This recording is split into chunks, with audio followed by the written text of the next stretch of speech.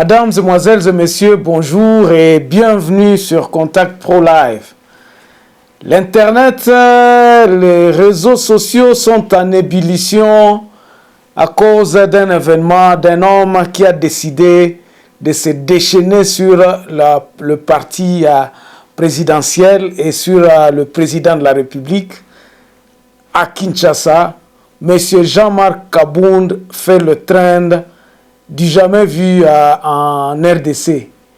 Il est partout, dans tous les réseaux sociaux, on en parle. Il a parlé, il avait promis 5-10 jours avant qu'il va dévoiler finalement. Il a dit ce qu'il devrait dire et il s'est déchaîné et ça fait couler beaucoup d'encre et de salive. C'est tout le monde qui en parle. Mais ici à Contact Pro Live, ce n'est pas notre problème. Nous allons au fond du problème. Nous voulons apporter des solutions. La différence avec les autres, c'est que les autres commentent l'actualité. Nous cherchons les solutions dans tout ce que les hommes sont en train de faire. Contact Pro Live commente la réalisation ou bien l'exécution ou bien le respect de la Constitution dans l'actualité. Aujourd'hui, nous allons parler de quoi encore une fois de plus? Nous allons parler de la mégestion qui nous a fait arriver là où nous sommes aujourd'hui. L'origine de tout ce qui nous concerne aujourd'hui. Pourquoi sommes-nous arrivés là?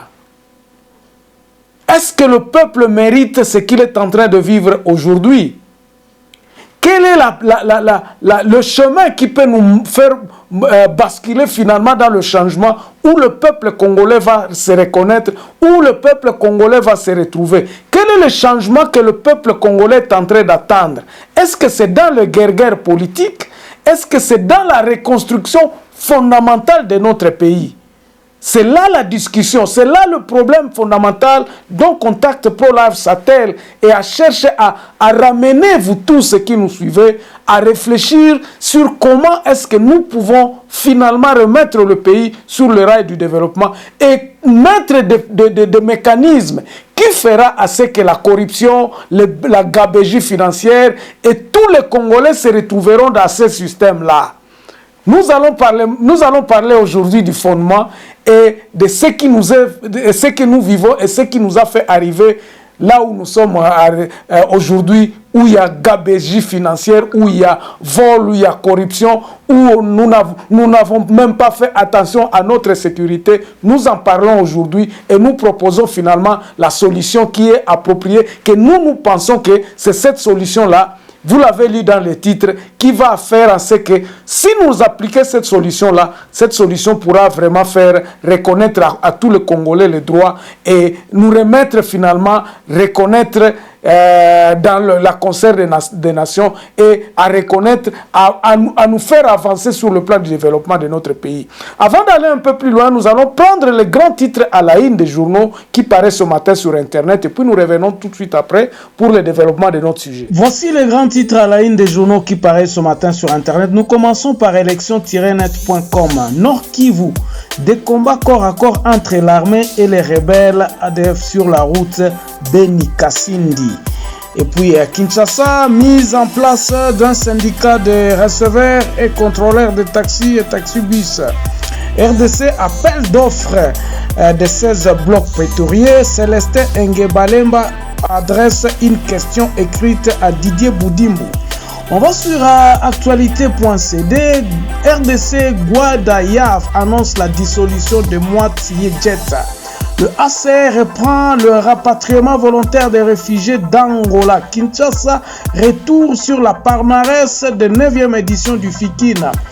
On va sur Congo Profond, Université du Congo, une pétition pour faire partir le prof Abbé Akenda. Kasumbalesa, Serge Konde s'engage à appuyer la construction d'un stade et la réhabilitation de terrains délabrés. Exeta 2022, urgent, le chef de centre permettait en deuxième jour de passation. On va sur 7 sur 7. Kinshasa, la police interdit l'utilisation de la cour des états-majors comme parking des véhicules. Et puis, plus de 1000 miliciens déposent les armes à Kalemi. François Béa, la défense redoute la condamnation programmée de tous les prévenus avocats. On va terminer par Radio Okapi, Nord Kivu, des enfants congolais en détention depuis 3 jours au Rwanda. Maniema, le chef de la justice, rappelle aux policiers leur mission régalienne. Merci, on se revoit prochainement dans un nouveau numéro. Au revoir. La forme unitariste que nous avons aujourd'hui de notre État, nous l'avons depuis 1960 dans la Constitution que nous avions adoptée depuis 1960. Les partis politiques ont été suspendus par les 32 ans, pendant les 32 ans de Mobutu, pour venir finalement réapparaître encore lorsque Mobutu quittait le pouvoir. Donc nos partis politiques ont une certaine façon de gérer, disons, ces ensembles-là ont une certaine façon de se gérer. Et c'est cette façon-là qui se reflète maintenant dans nos institutions de la République. Je veux dire quoi? C'est ce que je disais au début, que vraiment les gens, les membres ou bien les gens de l'UDPS puissent m'en excuser, parce que nous allons nous servir de cet exemple-là pour vous faire voir où est le mal, comment est-ce que le mal est très profond et il y a pas, c'est difficile vraiment. Avec la même façon, si nous continuons, nous ne pourrons pas nous en sortir. Au fait, c'est quoi? C'est la gestion même de nos partis politiques. Prenons l'exemple de l'UDPS. L'UDPS a été fondée par 13 parlementaires, vraiment des gens qui étaient démocrates, mais elle s'est effritée jusqu'à ce qu'aujourd'hui, nous ne restons qu'avec un seul homme qui était considéré comme le leader maximum, qui était Félix Tshisekedi, Étienne Tshisekedi. Et aujourd'hui, nous pouvons dire aussi que c'est Félix Tshisekedi qui est à la tête de l'UDPS. Il est difficile à l'UDPS de se démocratiser. Il y a toujours ce système-là dictatorial qui s'est installé dans l'UDPS. C'est-à-dire que le parti ne sait pas s'organiser à la base et trouver les dirigeants à la base.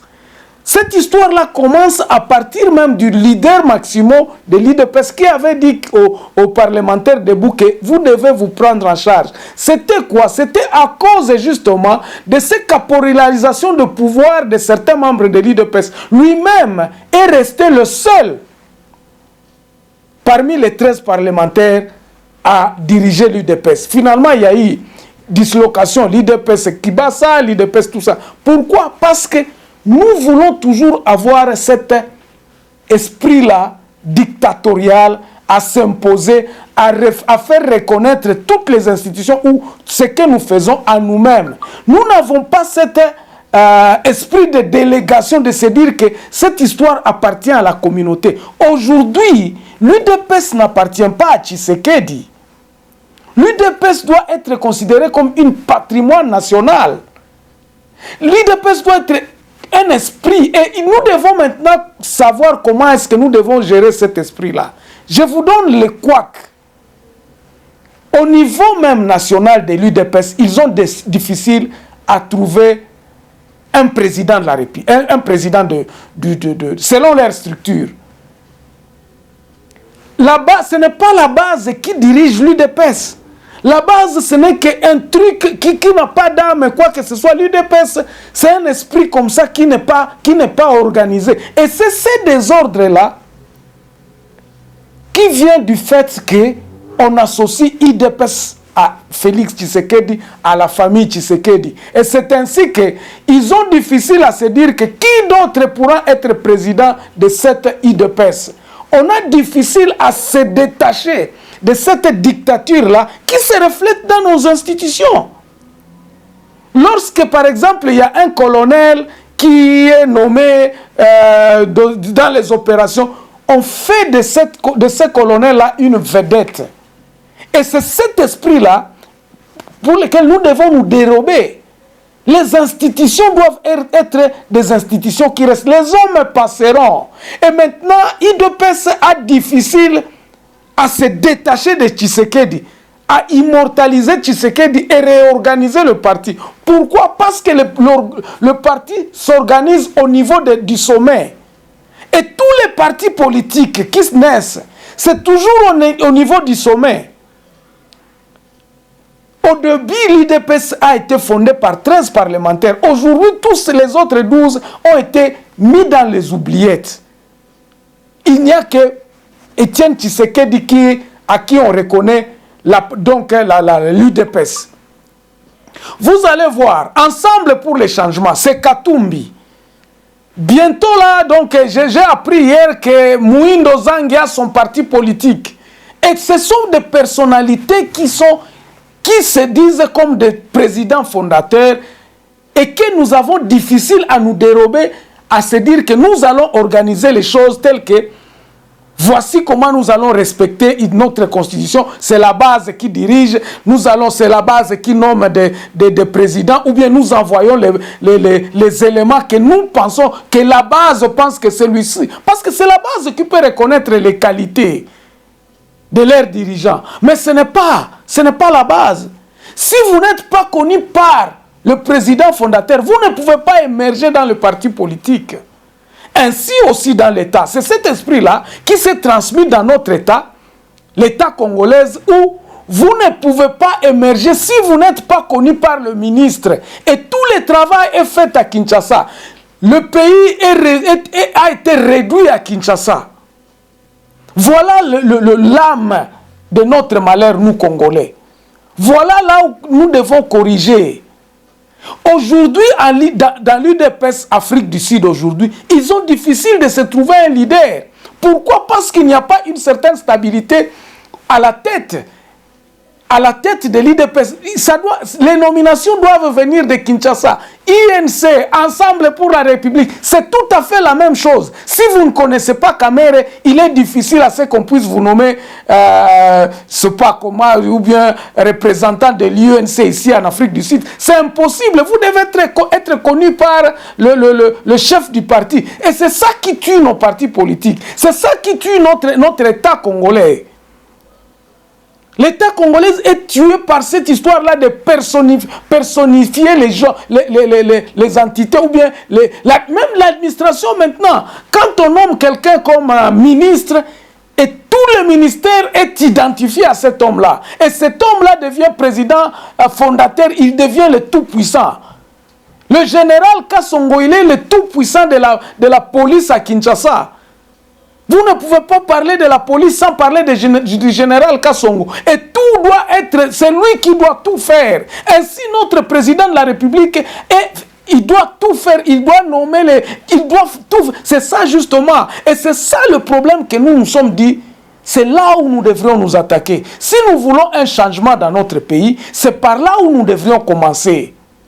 Le changement, c'est changer cette mentalité-là de croire que les institutions sont identifiées par un homme. Et comment ça doit se faire? C'est ainsi que Contact Pro Life, ici nous proposons quoi? Ici nous disons, nous devons rétrocéder le pouvoir à la base, de façon que, même dans nos partis politiques, avant que si vous êtes fondateur, bien sûr vous devez avoir une certaine notoriété ou notabilité, donc on va vous respecter en tant que fondateur, mais il faudrait que le pouvoir soit exercé. Qu'est-ce que vous avez? Quelle est la philosophie que vous impulsez? Et qui gère cette philosophie? Comment est-ce que nous allons gérer la masse dans nos partis politiques pour que tout un chacun puisse se dire qu'en appartenant à ce parti politique, il y a une certaine procédure par laquelle je dois passer pour que je puisse être aussi dirigeant. Est-ce que je peux être reconnu par mon travail, par mon engagement, ou bien parce que je dois faire la cour au président, ou bien je dois être un moukala du président fondateur pour que je sois nommé ce pas représentant de l'UDPS ici à Kinshasa. Vous allez trouver qu'à l'UDPS